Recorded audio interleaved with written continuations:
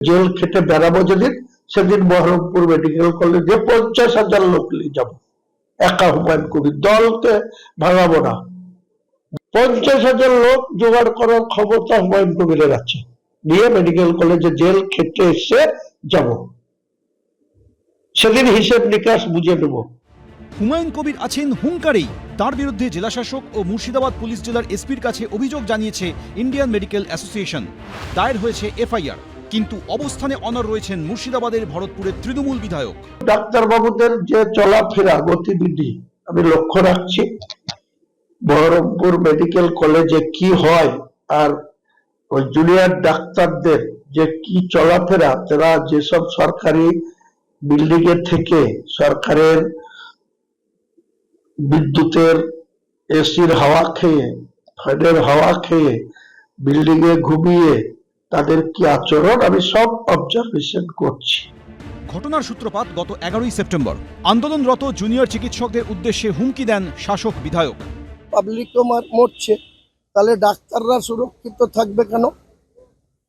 Public যদি আজকে হসপিটালে গিয়ে পরিষেবা না পেয়ে তার জীবন চলে যায়, মৃত্যু হয়, তাহলে সেই জনরোষে যদি তারা আক্রান্ত হয়, তার কে দায় নেবে? তারা যদি বলে স্ট্রাইক করব, আমরাও তো পাবলিককে নিয়ে সেই বিল্ডিং ঘিরে রাখার অধিকার তো আমাদেরও সংবিধান দিয়েছে। এই মন্তব্যের জেরে পরের দিনই বিধায়কের বিরুদ্ধে অভিযোগ দায়ের করে আইএমএর বহরমপুর শাখা। বিতর্কের মুখে ভাঙা তো দূরস্থ, মচকানোনি তিনি। শনিবার দিয়েছেন পাল্টা হুমকি। আমি যেদিন সামনাসামনি হব, প্রথমেই করবো যে আপনার কি করেছিলাম আমি, যে আপনি আমার বাইরে এফআইআর করলেন, আর সেটা বহরমপুর থানা আবার আমার বিরুদ্ধে নট অ্যাভেলেবল সেকশনে করে দিল। আমি জামিন নিইনি, জামিন নেবও না। আমাকে অ্যারেস্ট করুক, জেলে ঢুকিয়ে দেন, জেল খেটে এসে যাব, সেদিন হিসেব নিকাশ বুঝে নেব। ওই বহরমপুর মেডিকেল কলেজের যারা কর্ণধার, যারা বসে আছে, যারা এত আইএমএ অ্যাসোসিয়েশন দেখাচ্ছে, উনি সবসময় এই ধরনের বিতর্কিত কথা বলেন। এইসব লোক সম্পর্কে কথা বলা উচিত। এইসব লোককে কি করে উল্টো দিকে ঝুলিয়ে সোজা করতে হয় সেটা বিজেপি সরকার এলে করে দেখাবো। হুমায়ুন কবির বুঝতে পারছেন না, এরপরে হনুমান কবির বলবে লোকে। হনুমান কবির হয়ে বেঁচে থাকবেন। শাসক বিধায়কের লাগাতার হুমকির সমালোচনায় সরব হয়েছেন চিকিৎসকদের একাংশ। পরিকাঠামো আপনি করবেন না, অন্যদিকে আপনার নেতারা হচ্ছে যে মন্ত্রীরা, এমএলএ, এমপিরা তারা লক্ষ্যে পাবেন। এই যে মুর্শিদাবাদের এক এমএলএ একের পর এক হচ্ছে যে ক্রিমিনালের ভাষায় কথা বলছেন, সমাজ বিরোধীর ভাষায় কথা বলছেন, তারই ফলশ্রুতি।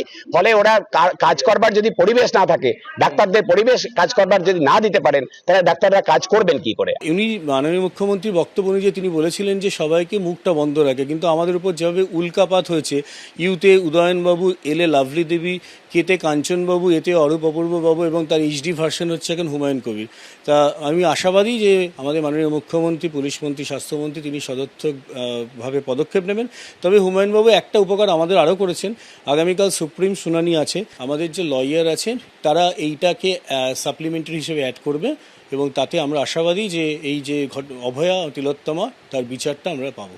জানান না, কোনো অসুবিধা নাই, সবারই অধিকার আছে জানানোর। অনারেবল সুপ্রিম কোর্টকে তো সবসময় শ্রদ্ধাও করি, কিন্তু সুপ্রিম কোর্টের কাছে উনি যাওয়ার আগে ওনাকে তো এভিডেন্স দিতে হবে যে হুমায়ুন কবির ওনার কি করেছেন।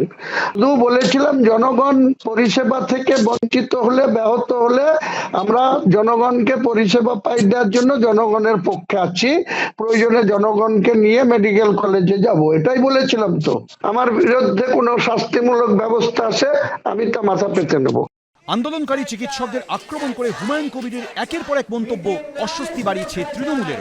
যেভাবে মাননীয় মুখ্যমন্ত্রী তার নেতৃত্বে রাজ্য সরকার একদম সংবেদনশীলতার সঙ্গে, দায়িত্বের সঙ্গে এত সুন্দরভাবে গোটা বিষয়টা দেখছেন, স্বাস্থ্য পরিকাঠামোয় এত উন্নতি হয়েছে এবং এখনও চলছে সেই কাজগুলি, নিরাপত্তার বিষয়, সমস্ত সামগ্রিক বিষয়, সেখানে যদি কোনো ব্যক্তিগত কোনো অবজারভেশন বা ক্ষোভ থাকেও, সেক্ষেত্রেও শব্দবন্ধ, শব্দ চয়ন, এসবের ক্ষেত্রে সতর্ক থাকা উচিত।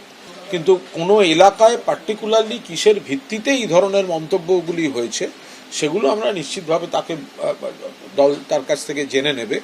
কিন্তু হুমায়ুন কবিরের বিরুদ্ধে কি আদৌ কোনো ব্যবস্থা নেবে দল? রাজীব চৌধুরী, শিবাশিস মৌলিক, জয়ন্ত পাল, এবিপি আনন্দ।